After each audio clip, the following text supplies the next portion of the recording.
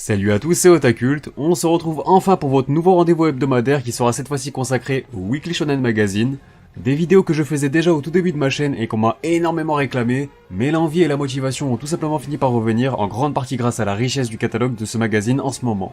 Hajime no Ippo, Tokyo Revengers, Blue Lock, Fire Force, To Your Eternity, Eden Zero, Ace of Diamond, Dream Team et d'autres pépites très récentes comme Love Lock of Majestic War m'ont un coup de cœur. On part donc sur la même formule que pour les vidéos Jump, à une exception près, il n'y a pas de classement dans le Weekly Shonen Magazine. En effet, c'est la principale différence avec son concurrent direct qui est le Weekly Shonen Jump.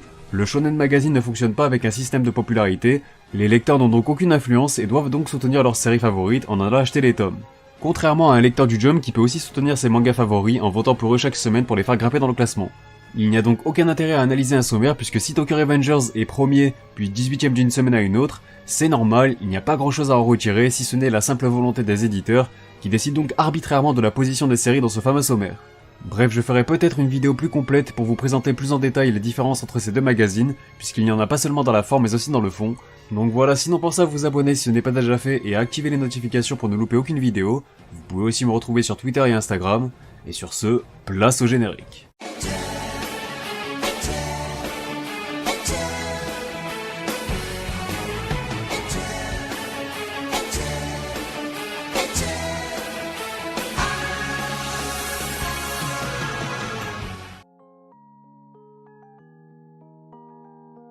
On va donc commencer par revenir sur les séries qui ont bénéficié d'une mise en avant cette semaine, en commençant par Tokyo Revengers qui fait la couverture du magazine avec un joli lead color pour marquer la sortie de son film live. On débute donc ce concept avec un numéro aux couleurs de ma plus grande propagande du Shonen Magazine, si ça c'est pas un signe. Eden Zero bénéficie quant à lui d'une belle page couleur dont Hiro Mashima a le secret, et c'est aussi le cas pour la comédie romantique Soledemo Ayumu ou Yosete Kuru. A noter que le chapitre de cette semaine de Shine a notamment eu droit à quelques pages supplémentaires.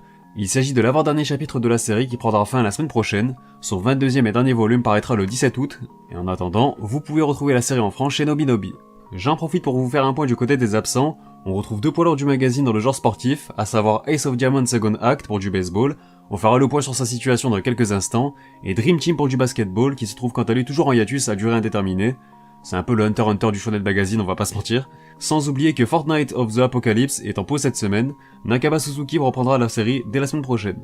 On enchaîne rapidement avec les informations concernant le Weekly Shonen Magazine numéro 33, le lead color reviendra donc à Shine histoire de célébrer la fin du manga comme il se doit, les autres pages couleurs reviendront quant à elles à la romance Matchmaking of the Amagami Household, ainsi qu'au récent et très bon Love Lock of Majestic War, et enfin, sans oublier que Say Join My Party en profitera aussi. Bon, celui-là, j'hésitais avec le titre japonais, mais il est encore plus long, donc on va rester sur de l'anglais éclaté, c'est bon. Vous pouvez également noter qu'il n'y aura pas de chapitre de Blue Lock la semaine prochaine, le manga fera son retour dans le numéro 34. On passe à l'actu manga et je vais en profiter pour vous faire un récap des principales actualités de ces dernières semaines pour cette grande première.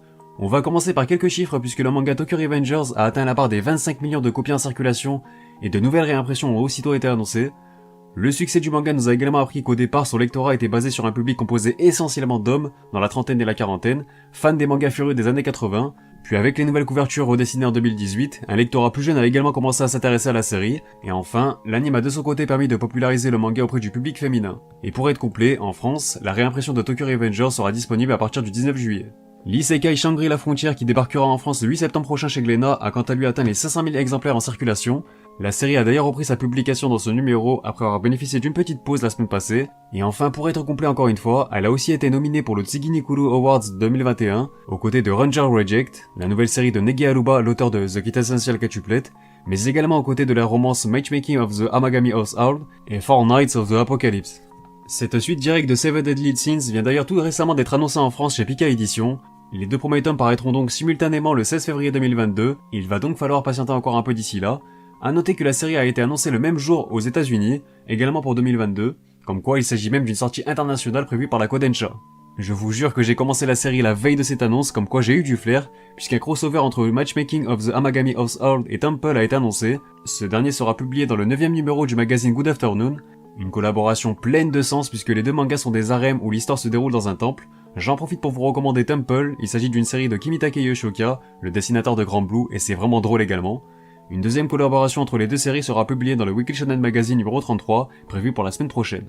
Petit point comme prévu sur la situation du manga Ace of Diamond Second Act, puisqu'il est important de vous informer que le manga est en pause depuis le Shonen Magazine numéro 29, sa publication reprendra dans le double numéro 36-37, prévu le 4 août prochain. Cette nouvelle en avait déçu plus d'un car tout le monde s'attendait à la saison 4 de l'anime, mais je tenais à revenir dessus car il s'agit malgré tout bel et bien d'une annonce importante, puisqu'en effet le manga Hajime no Ippo est enfin disponible au format numérique dorénavant, un format dont George Morikawa, l'auteur, était formellement opposé depuis l'arrivée du numérique sur le marché du manga. Les chapitres d'Hippo sont aussi disponibles dans la version digitale du Shonen Magazine depuis cette semaine, tandis que tous ces volumes reliés sont disponibles en numérique depuis le 1er juillet, une initiative qui va faire beaucoup de bien à une série aussi longue, ce sera tout de suite plus rentable et certainement plus convaincant de s'y mettre via cette formule. Il y a aussi du changement pour la récente série Tesla Note qui est transférée vers l'application Magazine Pocket. La reprise de la publication de la série se fera donc le 4 août prochain.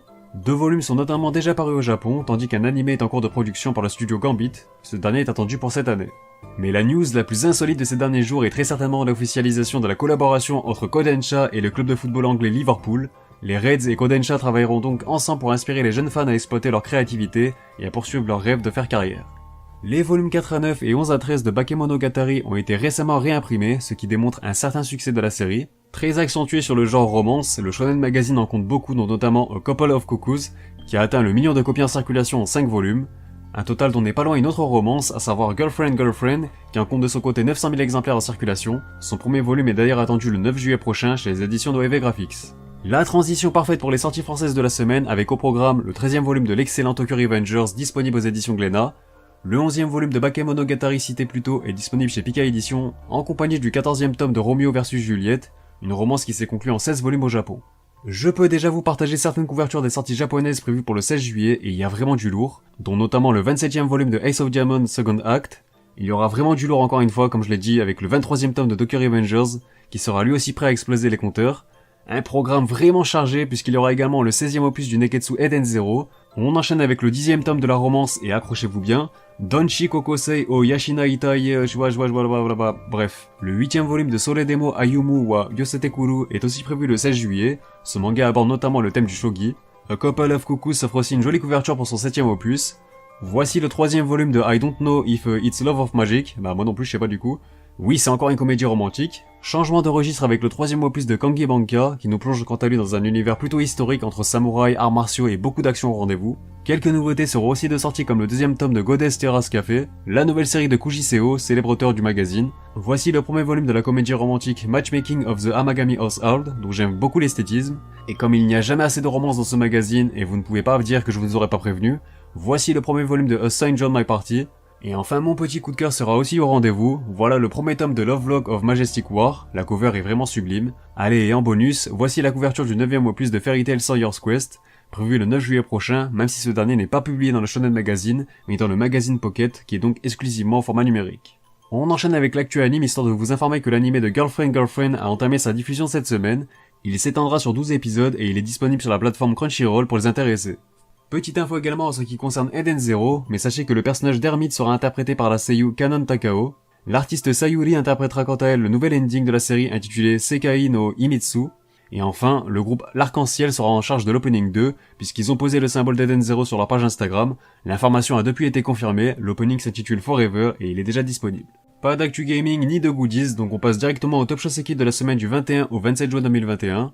Et on commence avec le 6e tome de Girlfriend Girlfriend, qui a écoulé 12 552 unités cette semaine, continuant ainsi sa progression en atteignant les 46 000 exemplaires vendus, et cela risque de bien augmenter avec les débuts de son animé. Le second volume de Ranger Reject, la nouvelle série de Nege Aruba, semble déjà avoir trouvé son public. Elle a ajouté 15 744 exemplaires de plus à son total, ayant dépassé la barre des 45 000 copies vendues sur sa deuxième semaine. On va pouvoir observer les performances de Shangri-La Frontière, le petit phénomène du Shonen Magazine qui commence déjà à affoler les compteurs. Son 4e tome se rapproche déjà de la barre des 60 000 exemplaires de son côté. Et on termine avec le top Oricon concernant la semaine du 21 au 27 juin 2021 également. On débute donc ce top avec la 45e place qui revient au monument Hajime no Ippo et son 131e volume, qui a écoulé 66 715 exemplaires, auquel il a ajouté 22 950 unités cette semaine. Un score en 12 jours qui reste inférieur à la performance de son précédent volume, qui en était à 76 000 et 553 unités en 11 jours. On enchaîne avec une grosse fournée de Tokyo Revengers qui est clairement le plus gros boost du marché japonais à l'heure actuelle. Le furieux de Kenwakui a notamment écoulé 707 474 exemplaires cette semaine. Tous les tomes de la série figurent dans le top 50, donc je ne reviendrai évidemment pas sur chacun d'eux en détail, c'est bon. Je vais pas me tirer une balle comme Demon Slayer ou Jujutsu Kaisen, j'ai compris. Petite pause pour mentionner la 32e position du second volume de la nouveauté Four Knights of the Apocalypse. Enfin nouveauté, ou du moins la suite de Seven Deadly Sins qui réussit assez bien ses débuts pour le moment, avec 80 000 copies vendues au total. Bon, elle souffrira toujours de la comparaison avec Nanatsu, mais en termes de nouveauté, cela reste une belle performance.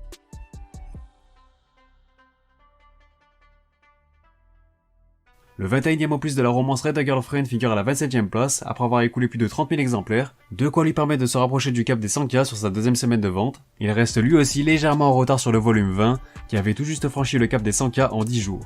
On repart sur le reste du top de Tokyo Revengers, et j'ai oublié de vous préciser que la série a écoulé 2 776 091 unités sur l'ensemble du mois de juin, ce qui en fait le deuxième manga le plus vendu du mois, juste derrière Jujutsu Kaisen notamment. Le 29e tome de Fire Force apparaît quant à lui à la 13e position, grâce à ses 38 413 copies vendues permettant à son total d'avoisiner les 112 000 unités, c'est quasiment dans les standards de son tome 28 à titre de comparaison.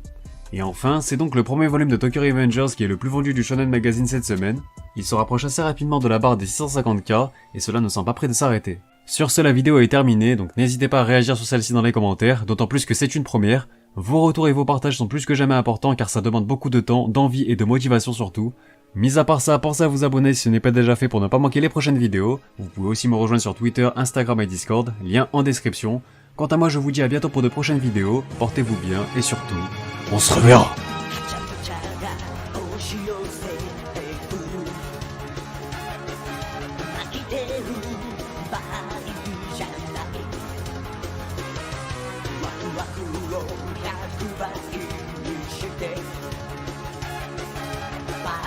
「主役になろう」